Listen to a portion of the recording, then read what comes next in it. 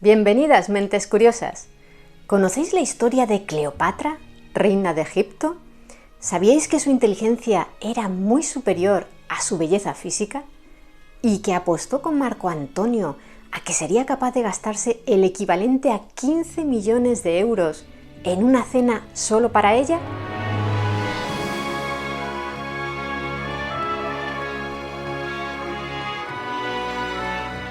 Existen muchos mitos en torno a la figura de la gobernante egipcia Cleopatra. Dos de los más extendidos son que poseía una gran belleza y que su mayor logro fue seducir y corromper, según las malas lenguas, a dos importantes líderes romanos, Julio César y Marco Antonio. De lo que no hay duda es de que Cleopatra es una figura polémica. Sus enemigos, los romanos, la retrataron como un monstruo inmoral, y es una pena que solo nos hayan llegado datos de su biografía a través de ellos y no de fuentes egipcias, porque lógicamente esos testimonios pretendían atacar su imagen. Los macedonios la veían como una reina y los egipcios como una diosa viviente. Y más recientemente, en 1606, William Shakespeare la convirtió en un icono del amor trágico en su obra Antonio y Cleopatra. Es cierto que usó argucias y manipuló a los que la rodeaban, aunque no más que sus coetáneos romanos que tanto la despreciaron, pero ella fue mucho más que una astuta seductora. Estadista, diplomática, madre, comandante naval, políglota, intelectual, líder para su pueblo, un símbolo de poder femenino, independencia y libertad sexual, que actuó por interés político en su intento de asegurar su poder y luego el de sus hijos, y en su deseo de proteger y devolverle la gloria de tiempos pasados a Egipto, un estado que se encontraba en decadencia. Trató de mantener a su pueblo independiente de Roma, e incluso llegó a soñar con que Roma dependiera de Egipto. Como veis, su biografía promete. Cleopatra fue la última representante de la dinastía tolemaica, que comenzó a reinar en Egipto cuando Ptolomeo I, uno de los generales de Alejandro Magno, se convirtió en faraón de este territorio tras la muerte del conquistador macedonio en el año 323 a.C. Cleopatra VII Thea Philopator nació en Alejandría en el año 69 a.C. En numerosas ocasiones oiréis que no era egipcia, sino macedonia, porque sus antepasados provenían de tierras helenas y en Egipto gobernaban como reyes extranjeros. Y es cierto, aunque también es bastante probable que su herencia griega, después de 3 siglos de linaje tolemaico, tuviera ya un origen étnico mixto. Por ejemplo, su padre, Ptolomeo XII, era un hijo ilegítimo, se desconoce el nombre de la abuela paterna de Cleopatra, una concubina del rey Ptolomeo IX. Precisamente Ptolomeo XII, más conocido como Auletes, el flautista, por lo mucho que le gustaba tocar este instrumento, además de los banquetes, las fiestas y el vino, admiraba a Dioniso. Al ser hijo ilegítimo, no dudó en buscar el apoyo de hombres poderosos de Roma, como el general Pompeyo Magno, a quien envió ayuda militar a Judea.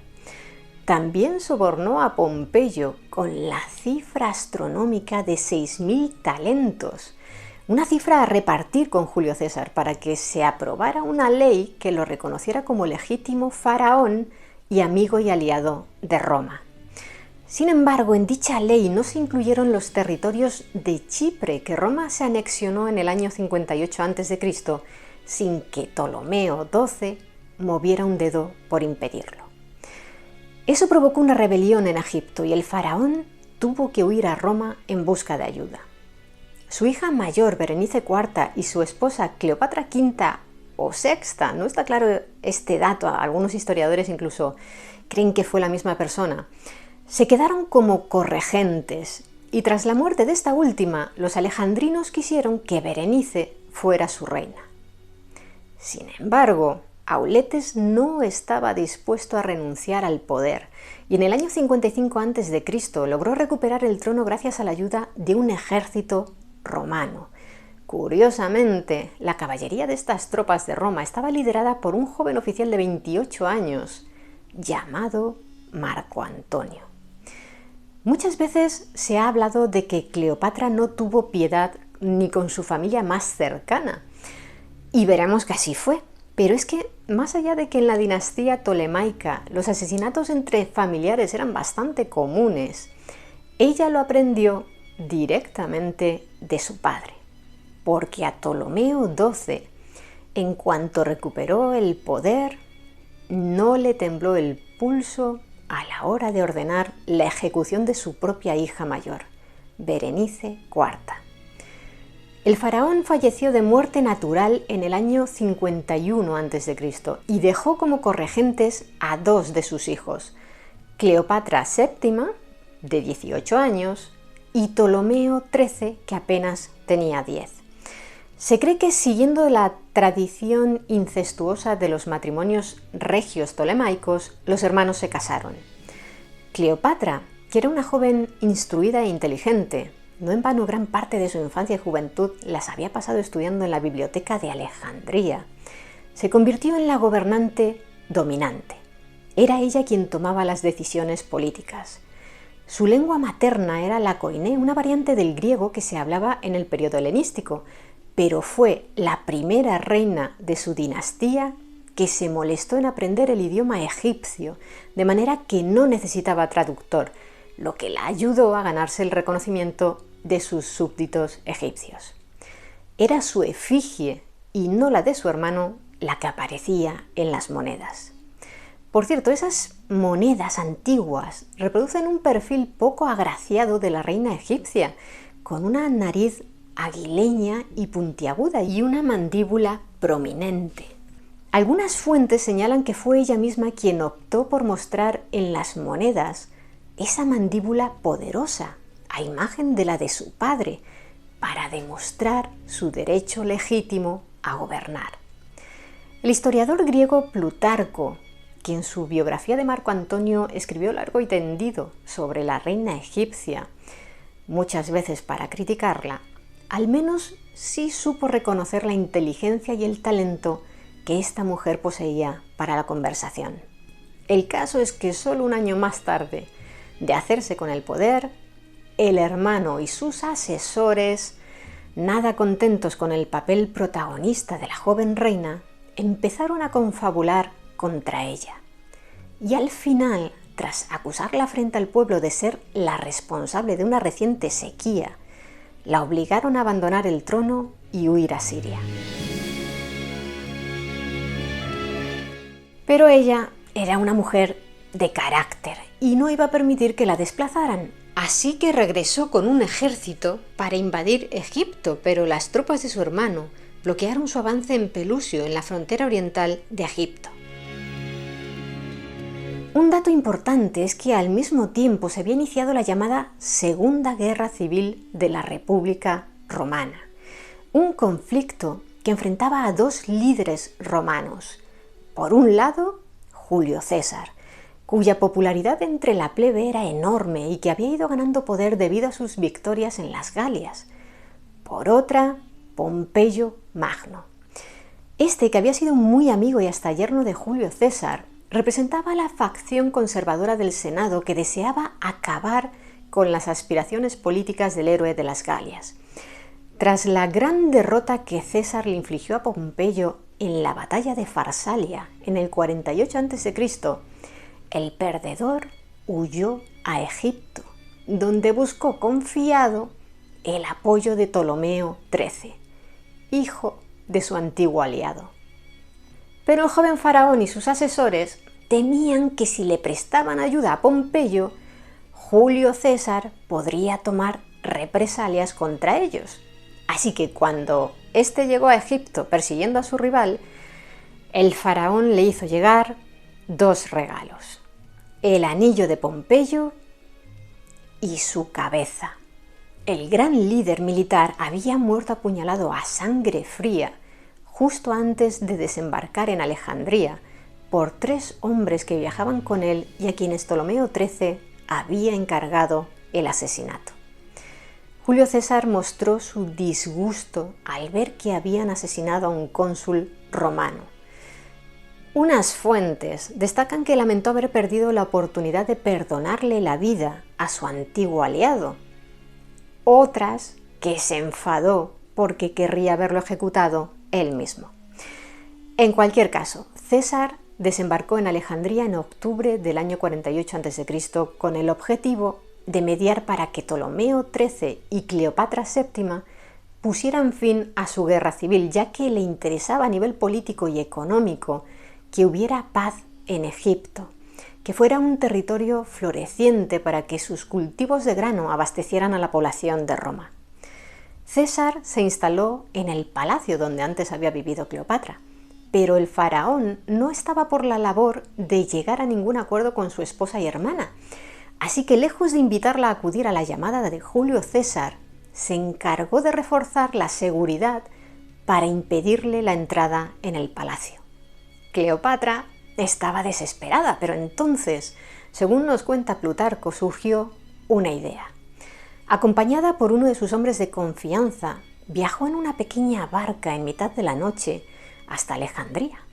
Después se escondió en el interior de un gran saco de cáñamo.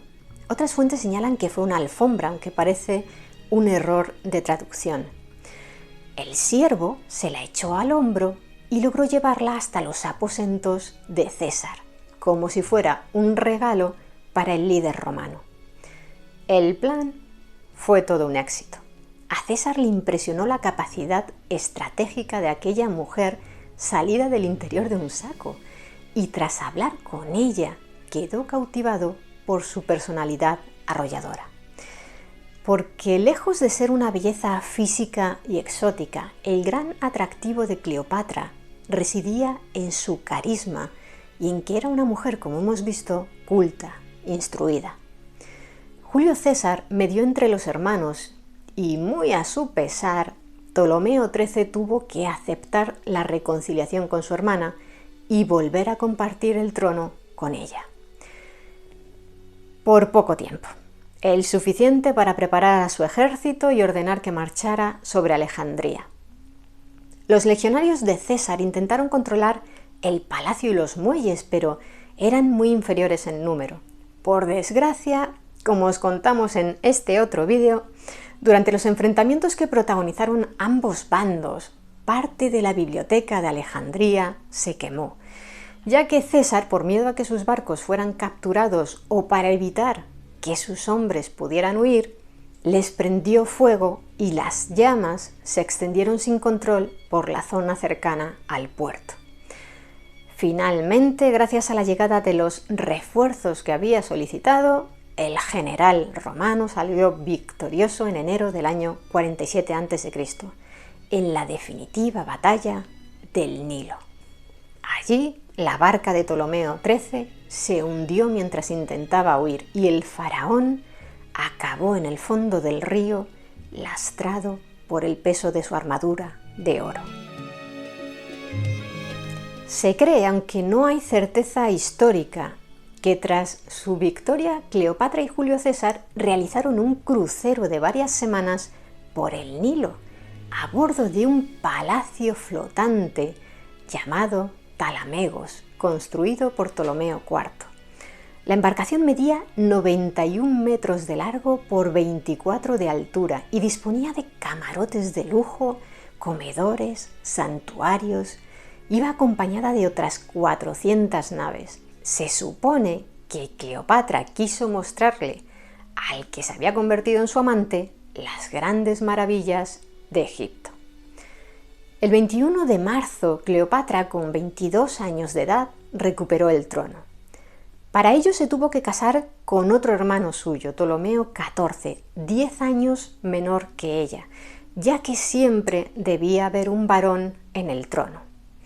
En cuanto a su hermana Arsínoe, de unos 20 años y que se había mostrado partidaria del anterior faraón, fue arrestada y enviada a Roma como prisionera, aunque le terminaron perdonando la vida y posteriormente se refugió en el templo de Artemisa en Éfeso. Pero luego volveremos a ella. En el momento en que se reinstauró a Cleopatra en el poder, ya estaba embarazada de 6 meses. En junio dio a luz a Ptolomeo XV Filopator Filometor César, más conocido después por su apodo griego, Cesarión, pequeño César, porque efectivamente se cree que era hijo de Julio César. Unas fuentes aseguran que éste reconoció su paternidad, otras que no lo hizo. El caso es que desde luego permitió que la reina egipcia le pusiera al niño su nombre, César. Si damos crédito a las palabras del historiador romano Suetonio, el general romano realmente estaba enamorado de Cleopatra, pero se marchó de Alejandría semanas antes del nacimiento de su hijo, eso sí, dejando atrás varias de sus legiones para que protegieran a la reina en caso de necesidad. Se supone que César abandonó Egipto para hacer frente a sus responsabilidades con Roma, aunque algunas fuentes señalan que quizás no deseaba estar al lado de Cleopatra cuando ésta diera a luz, ya que él era un hombre casado. Su tercera y última esposa era una importante noble romana llamada Calpurnia. En cualquier caso, el romance entre el líder romano y la reina egipcia no concluyó ahí, como veremos más adelante. Muchas veces se ha retratado a Cleopatra tomando relajantes y lujosos baños o rodeada de criados que la abanican con plumas de pavo real. Pero la reina egipcia en realidad siempre trabajó muy duro para ser una buena gobernante para sus súbditos. En esa labor la ayudaban sus funcionarios y asesores. Cleopatra VII quería hacerlo mejor que su padre, quien había acumulado muchísimas deudas y castigado con elevados impuestos a su pueblo. La joven reina, que deseaba restaurar la antigua gloria de Egipto, acometió una gran labor en política interior y exterior. Por ejemplo, reorganizó la administración egipcia y en poco tiempo logró implantar una economía próspera. También se la pinta a menudo como una mujer egoísta, pero lejos de eso demostró que su pueblo le importaba, respetaba su cultura y tradiciones, y tras una sequía que provocó que muchos cultivos no sobrevivieran, tomó medidas económicas como prohibir la venta de trigo al extranjero y vendió parte de sus joyas para regalar grano a su pueblo y evitar que murieran de hambre. También solía recibir a sus súbditos de toda clase social, incluidos agricultores, pescadores, para escuchar sus problemas y quejas y ofrecerles soluciones. Con su buen hacer se ganó el respeto de la mayor parte de los egipcios. Deseaba lo mejor para sus súbditos y ella se consideraba a sí misma la mejor gobernante posible para ellos. Así que, con el objetivo de afianzar su figura como reina, hizo que la identificaran con la diosa Isis, adorada por egipcios y griegos, y mantuvo muy buena relación con los sacerdotes, a quienes concedió privilegios especiales y que desde los templos la ayudaron a ser aceptada por el pueblo. Una vez estabilizada la situación en su reino y tras delegar el poder en sus altos funcionarios de confianza, en el año 46 a.C., Cleopatra, seguramente invitada por César, emprendió un viaje a Roma. Lo hizo junto a Cesarión, que tenía 1 año. Su marido hermano Ptolomeo XIV no iba a dejarlo atrás y que en un momento dado le organizara una revuelta. Y un séquito compuesto por personas de su confianza, desde consejeros y estilistas a cocineros y guardias personales. También llevaba consigo regalos, como fragancias. Se cree que la reina tenía una fábrica de perfumes donde creaba aromas exclusivos, finas telas e incluso una jirafa que dejó boquiabiertos a los romanos porque nunca habían visto una. Describieron al animal como una mezcla de camello y leopardo. Una vez en Roma, que entonces era el hogar de 1 millón de personas, Cleopatra y los suyos se instalaron en una villa veraniega de César con espectaculares vistas, ya que estaba situada en una de las colinas de la ciudad. Allí la visitó a menudo su amante. César vivía en el centro de Roma con su esposa. Un año antes, en el 45 a.C., el héroe romano había derrotado en Hispania, en el marco de la Segunda Guerra Civil, a los hijos de Pompeyo, y gracias a aquella decisiva victoria obtuvo el poder absoluto en Roma. En el año 44 a.C. se hizo nombrar cónsul y dictador vitalicio. Aunque no desaparecieron las instituciones republicanas, el Senado seguía reuniéndose con regularidad. Por César pasaban todas las decisiones militares, políticas, económicas, sociales y religiosas. De hecho, tal vez emulando a su amante, Cleopatra, empezó a hablar de su origen divino. Se erigieron estatuas suyas junto a los dioses e hizo acuñar denarios con su rostro.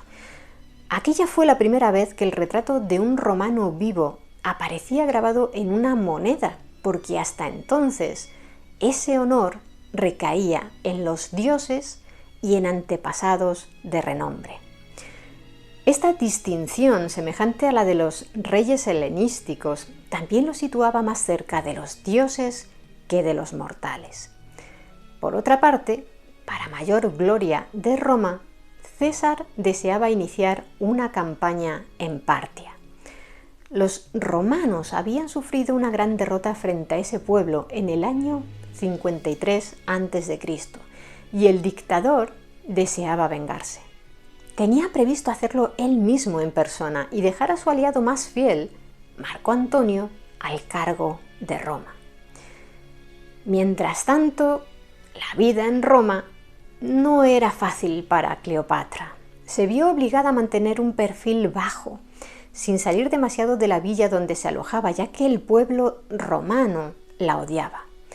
Era mujer, reina, extranjera, inteligente y muy rica. Tenía mucho poder y para los romanos el poder era un asunto de hombres. Además, su relación con César era vox populi.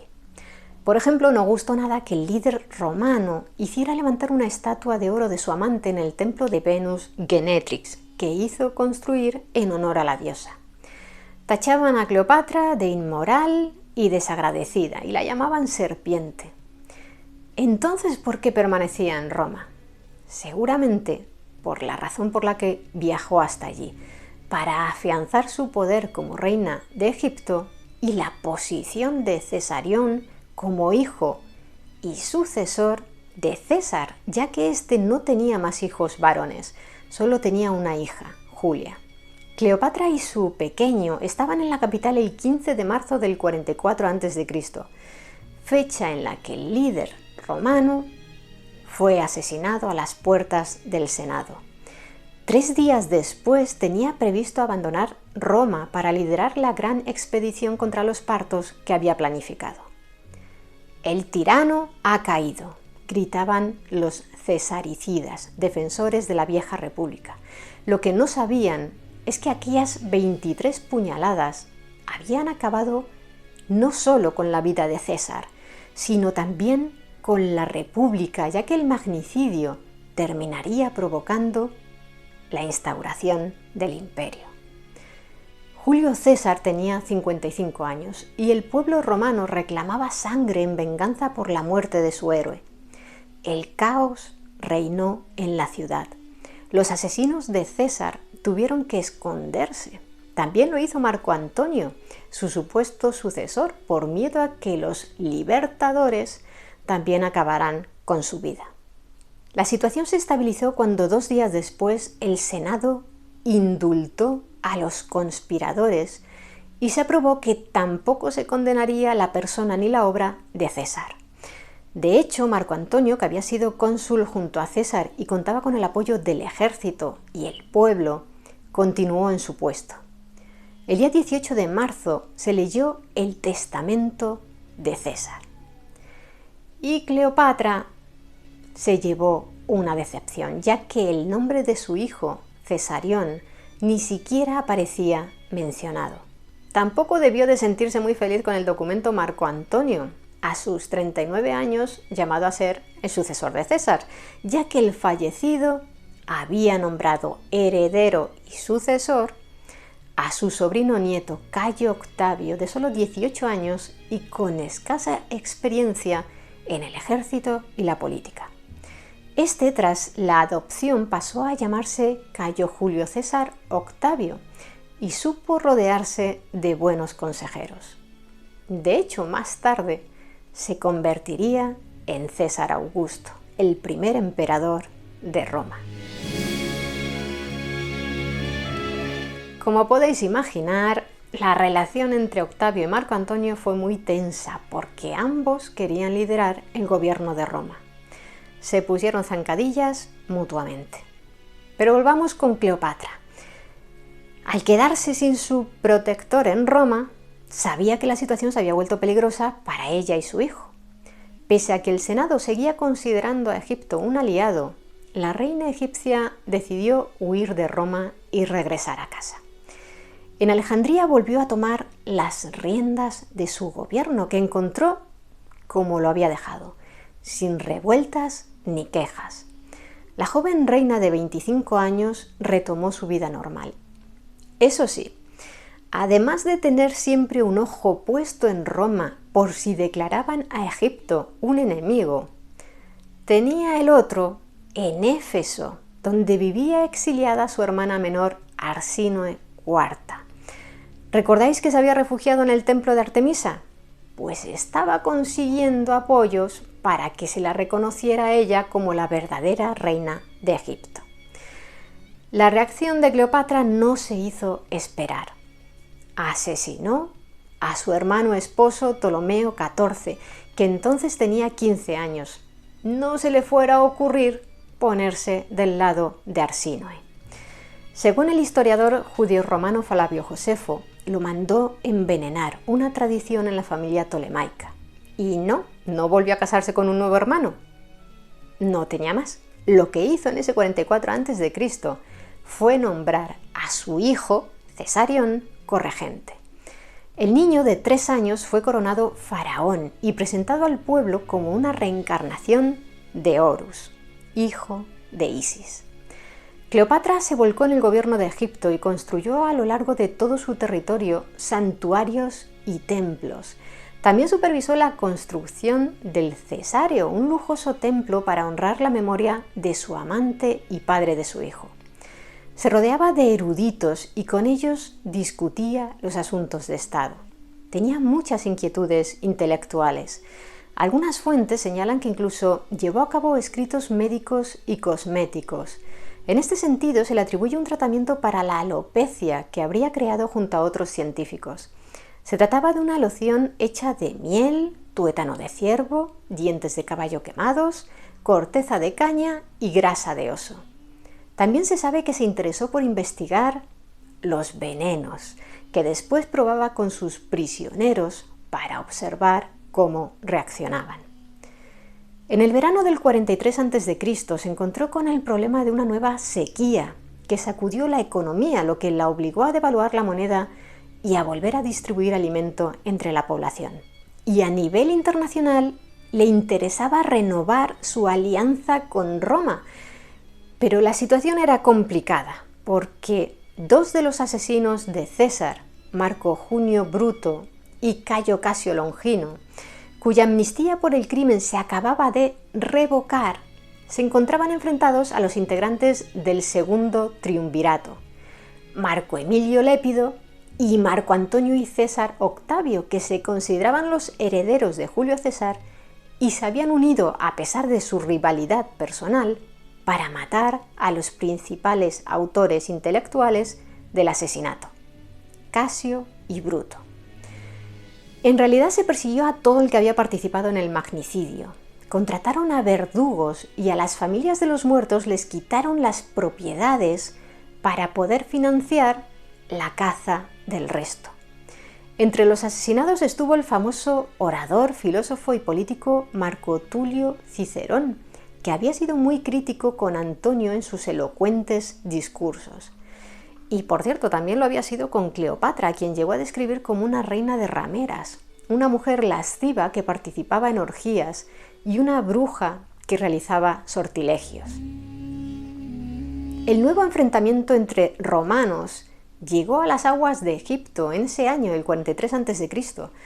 Por un lado estaban las tropas de Casio, por otro las de Publio Cornelio Dolabella, que en ese momento se encontraba del lado de Marco Antonio. La reina egipcia entró en negociaciones con Dolabella, le envió una flota y las 4 legiones que César le había dejado en Alejandría a cambio de que Roma reconociera a Cesarión como rey de Egipto.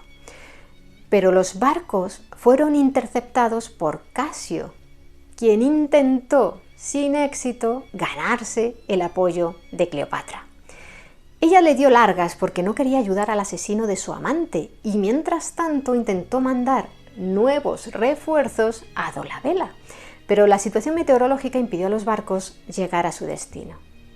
Además, se encontró con que su comandante militar en Chipre, desobedeciendo las órdenes que ella había dado, ayudó a Casio con barcos egipcios.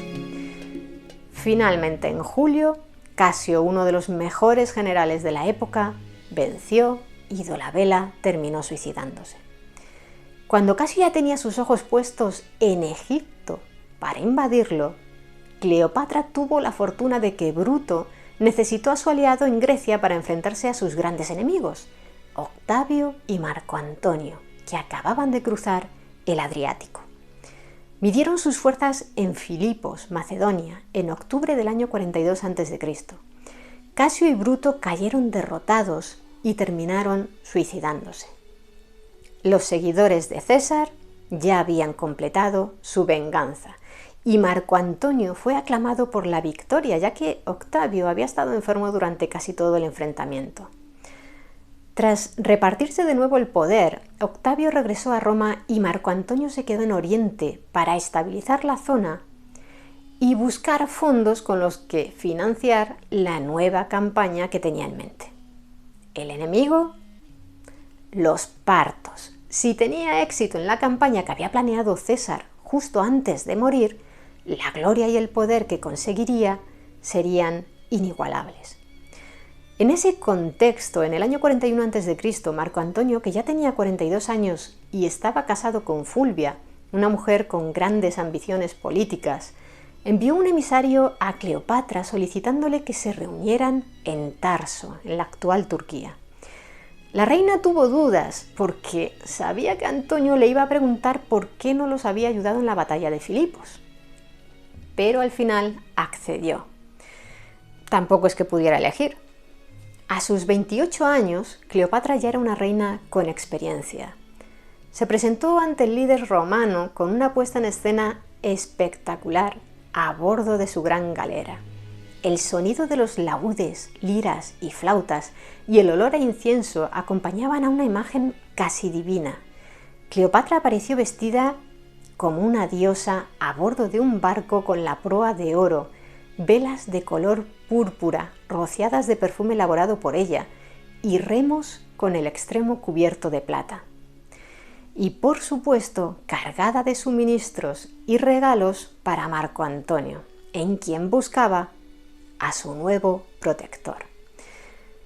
Es probable que ambos se conocieran de antes de la época en que Cleopatra, siendo una niña, acompañaba a su padre cuando reclamaba el trono, o de cuando la reina había vivido en Roma.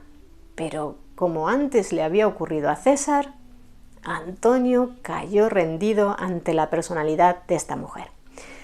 Ella fue sincera y le explicó que había intentado enviarles refuerzos a Filipos sin éxito, ya que habían sido interceptados por Octavio o por culpa de los vientos, y lo convenció. El triunviro romano le solicitó entonces que colaborara en la campaña contra los partos que él planeaba, aportando fondos, ya que las arcas romanas andaban vacías. ¿Y qué consiguió Cleopatra a cambio? Por ejemplo, que Antonio mandara asesinar a la única hermana que le quedaba, Arsínoe IV, que seguía maquinando en su contra desde Éfeso. El romano también mató al comandante de Chipre que había enviado refuerzos a Casio. Además, Cleopatra consiguió de él algo que era muy importante para ella. La reconoció como monarca independiente. Asimismo, ambos tenían un vínculo fuerte, su animadversión contra Octavio, ya que Cleopatra creía que Cesarión era el legítimo heredero de Julio César. ¿Los unió el amor o la estrategia política? Seguramente ambos, porque él se convirtió en su amante y acompañó a Cleopatra en su regreso a Alejandría, y se quedó a vivir con ella durante ese invierno del año 41 a.C. Como curiosidad os contaremos que compartían el gusto por los banquetes y las fiestas y que llegaron a crear un club de bebedores. Los socios de este peculiar club participaban en fiestas nocturnas, borracheras y juegos diversos. Parece que a ambos mandatarios les gustaban las bromas. Prueba de ello es una anécdota contada por Plutarco. Resulta que Marco Antonio quiso impresionar a Cleopatra con sus dotes para la pesca, pero como no conseguía ningún pez, ordenó a un esclavo que buceara en el río y le fuera poniendo en el anzuelo un pez tras otro. Cleopatra, que se percató de lo que ocurría, fingió admiración y le preparó un escarmiento por intentar engañar a una reina. Al poco invitó a otras familias para que vieran cómo pescaba Antonio, quien estaba dispuesto a repetir su hazaña. Pero esta vez Cleopatra había ordenado a sus siervos que en el anzuelo de Antonio pusieran un pez enorme. Antonio se mostró muy ufano al ver su captura, pero todos se mofaron de él al ver que aquel era un pez de agua salada del Mar Negro y no del río Nilo. El engaño había quedado patente. Cleopatra le dijo en broma que mejor les dejara la pesca a los egipcios y él se dedicara a la conquista de territorios. En sus juegos es conocida también la historia de una apuesta que contó el historiador romano Plinio el Viejo. La reina egipcia le aseguró a su amante que era capaz de gastar en una cena solo para ella 10 millones de sestercios, unos 15 millones de euros de hoy en día. Se quitó los pendientes que llevaba con 2 lujosas perlas y pidió a sus sirvientes que le trajeran una copa de vinagre. En el interior metió una de las perlas y cuando ésta se deshizo en el vinagre se bebió el lujoso cóctel. Iba a hacer lo mismo con la segunda perla cuando Antonio se dio por vencido en la apuesta. En honor a la verdad, debe de haber mucho mito en esta anécdota, porque si bien una perla puede disolverse en vinagre, habría necesitado días para ello. Fruto de la relación amorosa que iniciaron, el 25 de diciembre del año 40 nacieron los mellizos Alejandro Helios, que debía su nombre al sol, y Cleopatra Selene II, por la luna. Para entonces hacía meses que Marco Antonio había regresado a Italia, se había marchado en primavera. Estuvieron 3 años y medio sin verse. El triunviro romano había tenido que marcharse porque su esposa Fulvia había iniciado un enfrentamiento bélico con el joven Octavio, que entonces ya tenía 23 años, después de que éste pidiera divorciarse de su esposa Clodia, hija de Fulvia e hijastra de Antonio, ya que la consideraba molesta. Lo que deseaba era casarse con una viuda rica, Escribonia. Fulvia tomó ese divorcio como un insulto a su familia, así que unió fuerzas con el hermano de su marido, Lucio Antonio, y reunieron 8 legiones con su propio dinero para enfrentarse a Octavio. Aunque llegaron a invadir Roma, terminaron retrocediendo y refugiándose en Perugia. Pidieron ayuda a Marco Antonio, pero este sabía que aquella rebelión no tenía futuro. Terminaron derrotados por la falta de suministros y en el invierno del 41 al 40 a.C., Fulvia fue exiliada a Sición, en Grecia, por orden de su propio marido. El historiador romano Apiano aseguró que Marco Antonio le había enviado una carta a su esposa recriminándole que se hubiera inmiscuido en la política romana en su nombre. Fulvia murió al poco tiempo, con 37 años, de una enfermedad repentina. Su muerte resultó providencial para la reconciliación de Octavio y Antonio, ya que éste se casó con Octavia, hermana de Octavio, para estrechar lazos con él. Al parecer era una mujer muy bella y respetada por los romanos. La nueva pareja se estableció en Atenas, ya que Antonio iba a gobernar sobre el territorio romano de Oriente. Pero en el año 37 a.C., Antonio dejó atrás a su esposa y sus hijos, además de los hijos de su anterior matrimonio, había tenido 2 niñas con Octavia, para reencontrarse con Cleopatra. Se citó con ella en Antioquía, Siria, y allí conoció por fin a sus mellizos. Los reconoció como suyos y retomaron la relación donde la habían dejado. Es probable que durante esos 3 años de ausencia los amantes mantuvieran una correspondencia. En cualquier caso, sin duda ella estaba al tanto de lo que ocurría en Roma a través de informantes. Antonio de nuevo le solicitó a su amante apoyo económico para la campaña militar que deseaba iniciar contra los partos. A cambio, el romano le cedió parte de sus territorios en el Mediterráneo oriental, de forma que Cleopatra, con unos 32 años, se hizo con el control de casi todo el Mediterráneo oriental. Aunque seguía casado con su esposa y la bigamia era ilegal en Roma, se cree, aunque no hay certeza histórica, que en el 36 a.C. se casó con Cleopatra. Ese mismo año tuvieron su tercer hijo, Ptolomeo Filadelfo. Marco Antonio se enfrascó en su campaña contra los partos y, pese a contar con el inestimable apoyo económico y militar de Cleopatra, estaba fracasando. Echó la culpa al rey de Armenia, Artabasdes II, por no haberle apoyado. Otros historiadores romanos culparon a Cleopatra porque resulta que Antonio andaba distraído por pensar en ella. Pero era él quien había decidido embarcarse en una campaña como aquella. El caso es que Marco Antonio invadió Armenia y capturó a su monarca. Una vez de vuelta en Alejandría en el año 34 a.C., Marco Antonio, ataviado como Dioniso, el dios del vino con el que se identificaba, presidió junto a Cleopatra, ya sabéis, la nueva Isis, una celebración llamada las Donaciones de Alejandría. Los acompañaban sus 3 hijos y Cesarión, cada uno en un trono. En sus celebraciones por el triunfo en Armenia, Antonio otorgó sus tierras en Oriente a sus hijos egipcios y reconoció a Cesarión como el legítimo heredero de César. Marco Antonio envió el documento a Roma para que lo ratificaran. Como entenderéis, que reconociera heredero a Cesarión preocupó a Octavio, que pidió al Senado que rechazara tales reconocimientos, y este accedió. Así que desde Roma, Octavio inició una campaña de desprestigio contra Antonio. Lo acusaron de haberse extranjerizado, de dejarse envenenar por la reina egipcia e incluso de pretender trasladar la capital del Imperio de Roma a Alejandría. Antonio y Octavio se echaron en cara un sinfín de acusaciones, de modo que cuando el segundo triunvirato concluyó en diciembre del año 33 a.C., lógicamente no se renovó. Al año siguiente, Antonio se divorció de Octavia y un año más tarde, Octavio dejó notar su influencia sobre el Senado, que arrebató su poder al amante de Cleopatra y declaró la guerra a Egipto.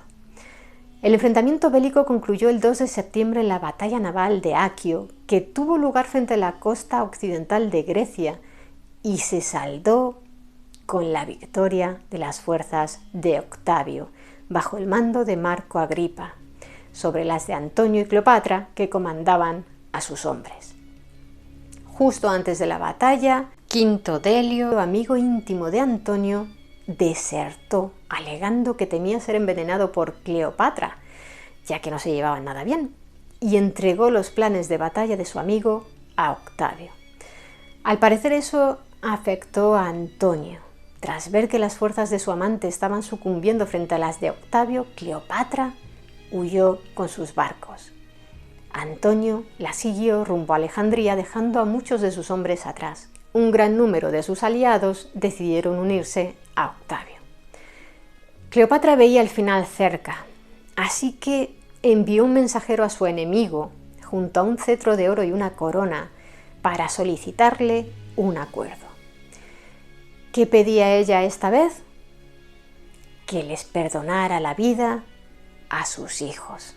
Octavio le exigió que a cambio ella misma se encargara de asesinar a Marco Antonio. También este intentó comunicarse con su adversario, le recordó todo lo que habían vivido juntos y le reconoció que estaba dispuesto incluso a suicidarse si con ello Octavio le perdonaba la vida a Cleopatra. Nunca obtuvo respuesta. Octavio necesitaba los tesoros de Cleopatra para pagar a sus tropas y ella lo sabía, así que ésta los llevó a su mausoleo y parece que amenazó al futuro emperador con quemarse ella misma y todas sus riquezas si rechazaba hacer un trato con ella. El 1 de julio del 30 a.C., Octavio sitió con sus ejércitos Alejandría. En esa ocasión, Marco Antonio pudo repeler el ataque, pero al final terminó sucumbiendo por su inferioridad numérica. Hubo miles de muertos en ambos bandos, y Alejandría, igual que tras el asedio del año 48 a.C., quedó en ruinas. La desolación de Cleopatra, viendo cómo ardía su capital, la hizo retirarse a su mausoleo. Allí se encerró con dos de sus sirvientas más leales, su peluquera Iras y su dama de compañía Charmion. Desde allí envió un mensajero a Marco Antonio para decirle que se había suicidado. Se desconoce por qué mandó ese mensaje falso de su muerte. ¿Para provocar el suicidio de su amante y así cumplir con lo que Octavio le había pedido? Así lo creyó el historiador romano Dion Casio, pero eso habría tenido sentido antes de que su enemigo arrasara la ciudad y masacrara a sus soldados, no después. En cualquier caso, lo que sucedió a continuación recuerda mucho a la historia de Romeo y Julieta, ya que al conocer la noticia de que su amada había fallecido, Antonio se desprendió de su coraza y gritó de dolor. Desenvainó su espada y se la clavó en las costillas. Pero como fracasó en su intento de atravesar el corazón, se quedó allí tirado en el suelo, agonizando. Existen dos versiones sobre lo que sucedió después. Según Plutarco, la reina egipcia envió a sus sirvientes en busca del moribundo para llevarlo con ella al mausoleo. Según Dion Casio, cuando Antonio se enteró de que ella vivía, fue él quien ordenó a los que estaban con él que lo llevaran con ella. Murió en brazos de su reina, quien terminó quitándose la vida unos días más tarde, el 10 o 12 de agosto de ese año 30 a.C. Según unas fuentes, se suicidó ingiriendo un veneno de su propia elaboración. Según otras, se dejó morder por una cobra o un áspid, una culebra venenosa propia de Egipto. Estudios más recientes señalan que la segunda versión es más improbable, ya que la mordedura de una serpiente, además de no ser siempre letal, provoca una muerte larga y dolorosa. Y es improbable que Cleopatra deseara un final así. Algo que confirma esa teoría es que, según Dion Casio, ella murió tranquila y sin dolor. Así, la última reina de la dinastía tolemaica, que había gobernado su territorio durante 2 décadas en las que logró que su país prosperara, falleció a la edad de 39 años.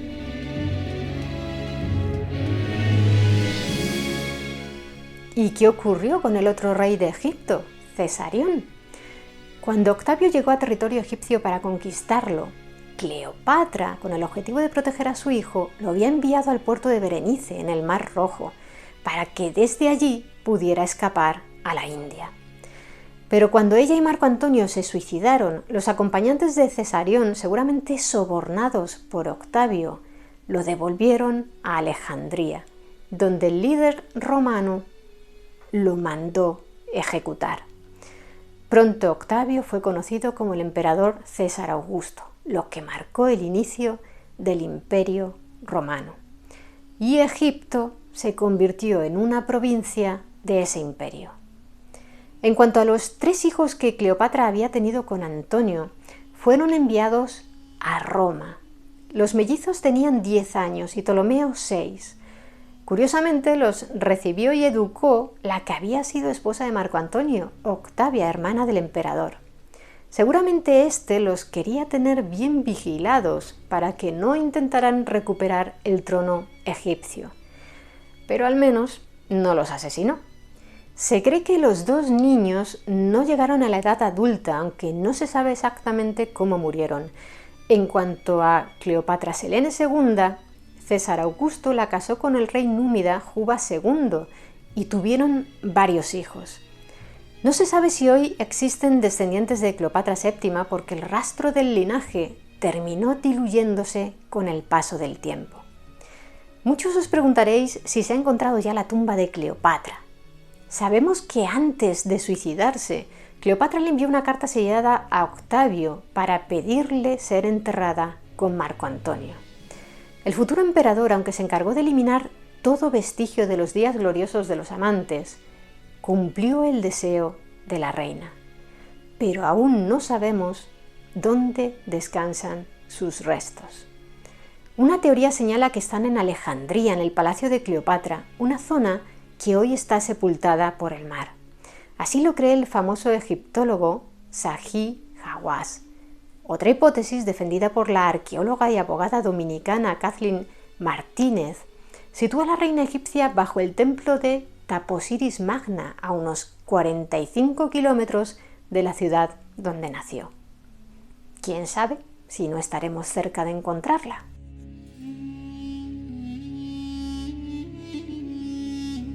¿Y vosotros qué opináis de la historia de Cleopatra? Me gustaría que nos lo contarais abajo en los comentarios. Y si queréis conocer más historias interesantes, suscribíos a nuestro canal. Muchas gracias por estar ahí, mentes curiosas. Nos vemos en el siguiente vídeo.